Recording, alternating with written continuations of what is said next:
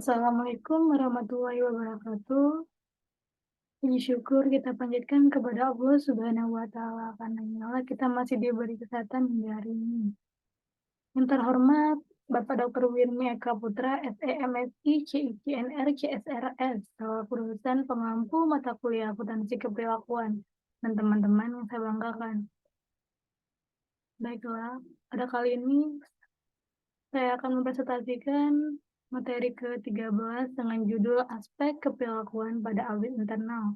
Sebelum saya memulai presentasi ini, saya akan memperkenalkan diri terlebih dahulu. Perkenalkan, nama saya Leonita Dharma Putri dengan NIM C1C020033 Prodi Akuntansi. Baiklah, saya akan memulai presentasinya.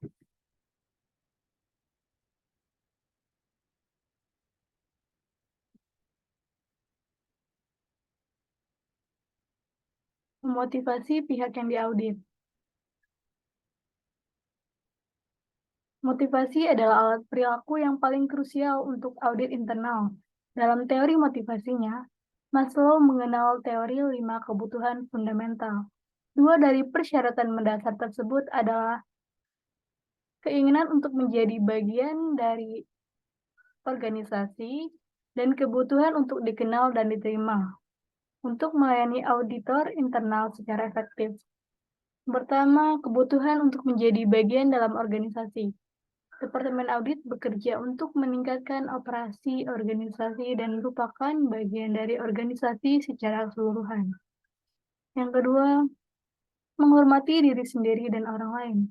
Keyakinan audit untuk bekerja secara langsung dengan staf audit untuk mengidentifikasi area masalah, membantu dalam menyelidiki kinerja, dan mengembangkan tindakan korektif dapat dikaitkan dengan kebutuhan akan rasa hormat tim. Selanjutnya, hubungan dengan gaya kepemimpinan. Ada 4 gaya kepemimpinan, diantaranya gaya mengarahkan, gaya pembinaan, gaya suportif atau mendukung, yang ketiga yang terakhir gaya pendelegasian. Yang pertama, gaya mengarahkan. Gaya mengarahkan ini menunjukkan instruksi dan mengawasi penyelesaian tugas oleh karyawan atau bawahan. Yang kedua, gaya pembinaan. Gaya pembinaan ini seperti sebelumnya, yaitu memberikan instruksi dan mengawasi penyelesaian tugas, juga menjelaskan keputusan, memberi saran, serta mendorong kemajuan bawahan.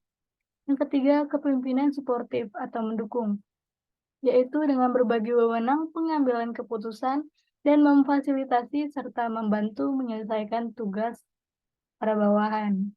Yang terakhir, pendelegasian, yaitu mengalihkan tanggung jawab pengambilan keputusan dan pemecahan masalah kepada bawahan. Perubahan manajemen.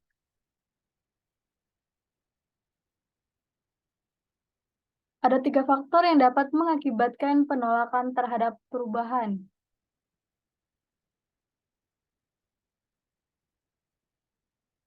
Beberapa strategi dapat digunakan dalam kaitannya.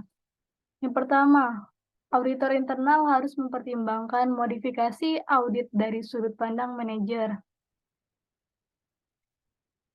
Yang kedua, pemahaman auditor tentang pengendalian harus serupa dengan pemahaman manajemen. Yang ketiga, auditor harus memberikan prioritas utama pada metode partisipatif. Yang keempat, auditor harus mengatasi kekurangan strategi manajemen. Yang kelima, auditor harus merupakan audit yang adil, bukan hanya penilaian. Dan yang terakhir, auditor internal harus berusaha untuk berperan sebagai penasihat dan bukan sebagai pembuat kebijakan.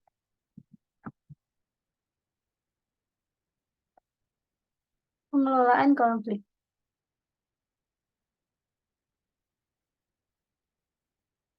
Konflik sering membantu dalam mencapai tujuan studi, tetapi jika tidak diselesaikan dengan cepat, konflik dapat memburuk dan menyebar. Konflik dapat timbul sehubungan dengan pertama, tekanan pada ruang lingkup manajerial, yang kedua, tugas sebagai jasa manajerial, Yang ketiga, tujuan dalam kaitannya dengan auditor eksternal. Dan yang keempat, dominasi nilai atau perspektif pihak yang diaudit terhadap tujuan audit.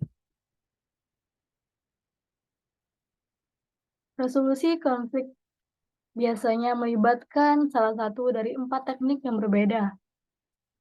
Yang pertama, arbitrase. Yang kedua, mediasi. Yang ketiga, kompromi. Dan yang terakhir, langsung. Keempat pendekatan semuanya bekerja untuk mengamankan posisi pilihan organisasi. Pendekatan ini tidak selalu berusaha meredakan ketegangan di antara banyak kelompok yang berkonflik. Masalah-masalah hubungan. Brink dan Witt tahun 1982 memberikan daftar saran untuk memperlakukan orang lain dengan lebih baik. Saran-saran ini adalah cara mudah untuk berperilaku dan dapat digunakan untuk semua pengarahan perusahaan. Di antaranya, yang pertama, perlu diingat bahwa kemampuan dan sifat sangat individualistis.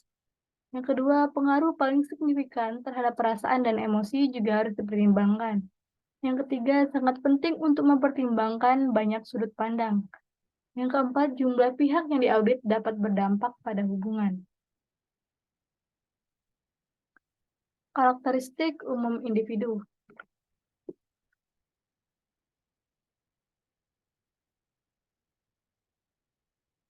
Terdapat 13 karakteristik yang cenderung bermanifestasi dalam derajat yang berbeda pada setiap anggota pihak yang diaudit. Di antaranya, yang pertama, terlibat dalam usaha yang bermanfaat dan komersial. Yang kedua, terdorong untuk mengabdikan diri pada usaha yang dianggapnya penting. Yang ketiga, kesiapan untuk membantu dan melayani orang lain. Yang keempat, otonomi pengambilan keputusan dan kebebasan umum untuk memilih. Yang kelima, memiliki kecenderungan untuk memperlakukan diri sendiri dengan adil dan serius. Yang keenam, jika ditunjukkan dengan sikap yang lebih mengutamakan pujian daripada kritik. Yang ketujuh, harus bekerja untuk memenuhi kebutuhan sendiri.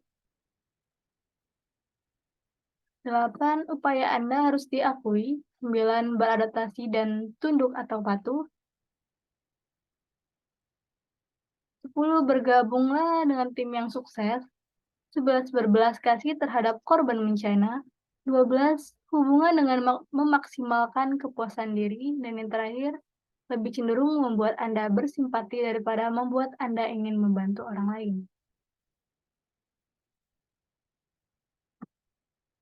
Kesadaran pada diri sendiri.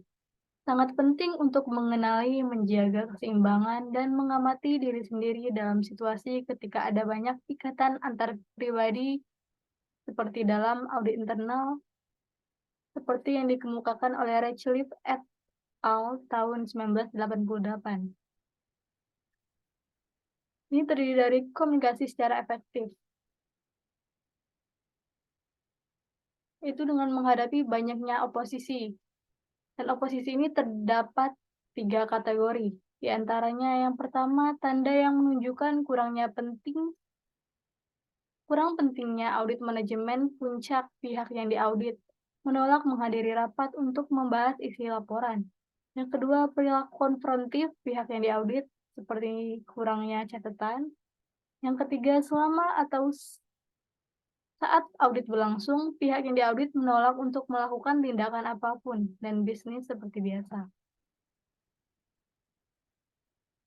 Materi terakhir yaitu pelaksanaan audit partisipatif. Faktor yang mempengaruhi perilaku organisasi ini ditangani dengan yaitu parameter-parameter efektivitas sistem pengendalian intern secara umum. Yang kedua, dorongan atau keharusan para pekerja kantoran untuk menjunjung tinggi moral dan kejujuran, atau sebaliknya. Yang ketiga, karyawan dari semua tingkatan dan tingkatan, serta sikap atau kualitas dasar pribadi mereka. Baiklah, itulah materi yang dapat saya presentasikan. Lebih kurangnya saya mohon maaf. Wabillahi taufiq wal hidayah. Wassalamualaikum warahmatullahi wabarakatuh.